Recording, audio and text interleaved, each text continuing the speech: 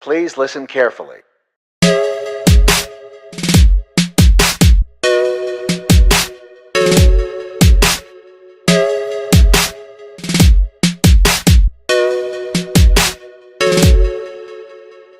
Joining me right now to talk more about all of that is Commerce Secretary Wilbur Ross. Secretary Ross, it's good to see you this morning. Thanks very much for joining us. Thank you for having me on, Maria. So let me ask you, what was it that caused the president to change his mind to ramp this up and go to perhaps 25% tariffs on Chinese goods, all the way up to $200 billion in goods?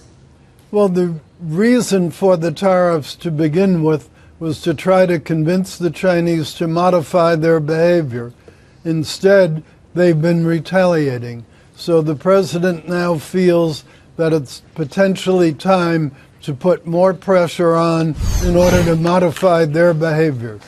But Secretary Ross, I mean, the Chinese won't even admit it, right? I mean, they won't even admit the fact that they're forcing the technology transfer, that they're stealing intellectual property. So why do you think, or the president think, that these tariffs are going to change their behavior?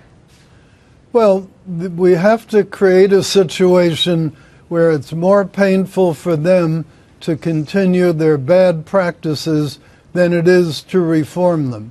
That's the purpose of the whole exercise.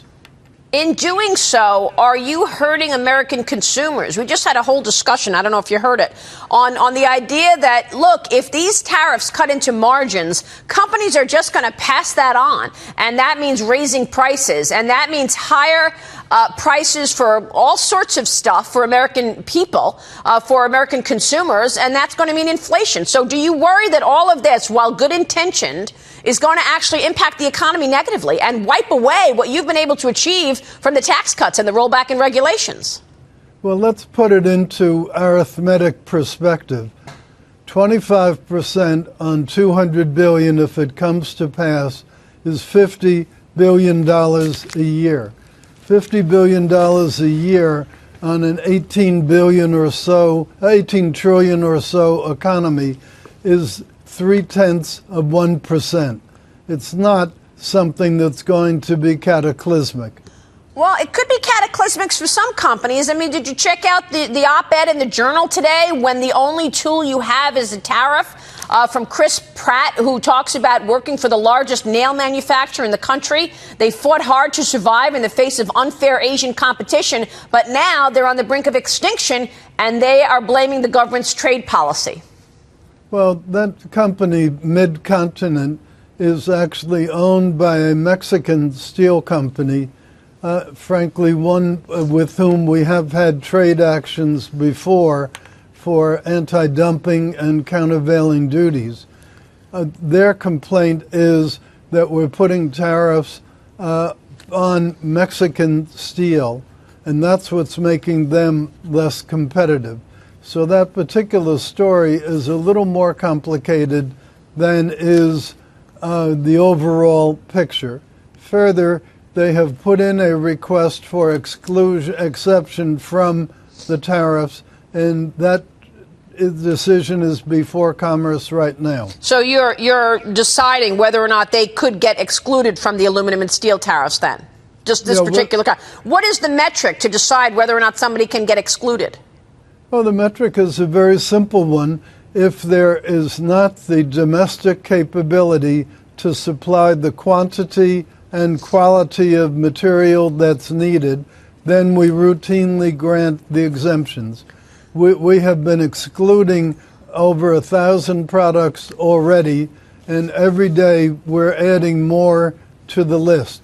So this is not a hip-shooting exercise.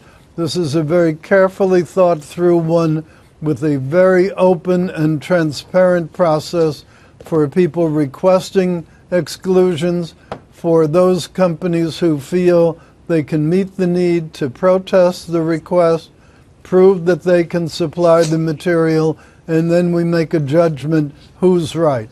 Let me ask you about the judgments that came out of the meeting with Mr. Juncker from the European Union. Mr. Secretary, the president talked about wanting to get to no tariffs, wanting to get to free trade, really, truly free trade with Europe. Where does that stand? Well, there are scoping exercises being put together to take the very general statements that were made at the meeting between President Trump and President Juncker and trying to transform those into a set of discussions that will lead to finite results. But while you're doing that, looking to get there, the aluminum and steel tariffs are still in place, right? Yes. The understanding was that those would not be changed, nor would we cease working on the potential 232 action on automobiles. Right. We are continuing that work, but the agreement was not to impose the automotive tariffs until and unless the overall negotiations failed. So the auto tariffs are not in this agreement at all. There's no intention to go to zero tariffs as it relates to autos then.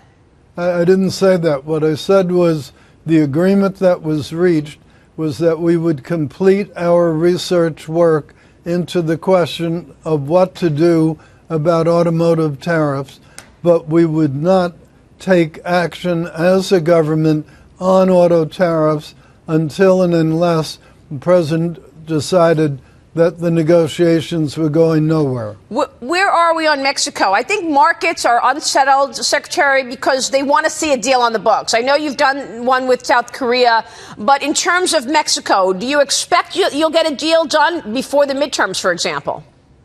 Well, it's difficult to set an exact date on negotiations that are underway, but what we do know is that the new Mexican president has acted very speedily to appoint his trade representatives to the negotiations and has organized it so that there is an overlap between the outgoing administration's people and the Labrador appointees. And he's doing this even though he hasn't formally been inaugurated yet. That's a hopeful sign that he's interested in getting these matters resolved quickly, hopefully before his inauguration even occurs.